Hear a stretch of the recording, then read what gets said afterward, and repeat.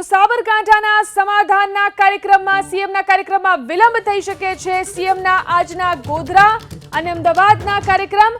ગોધરામાં બૃહદ બેઠક અને મતદાર સાથે સીએમનો કાર્યક્રમ। સવારે 11:30 થી બપોરે 1 વાગ્યા સુધી ગોધરામાં સીએમનો કાર્યક્રમ, તો સાંજે 7:45 વાગે અમદાવાદના થલતેજની અંદર છે સીએમનો કાર્યક્રમ।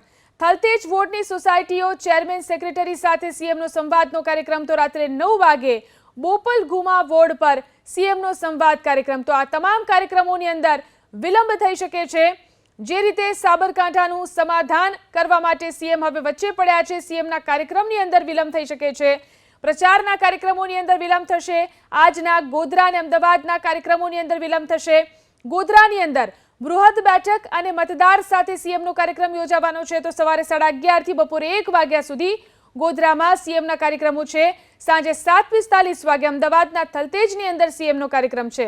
થલતેજ વોર્ડની સોસાયટીઓમાં ચેરમેન અને સેક્રેટરી સાથે સીએમનો સંવાદ કાર્યક્રમ છે। વિવિધ સોસાયટીની અંદર સંવાદ કાર્યક્રમ મુખ્યમંત્રી કરી રહ્યા છે।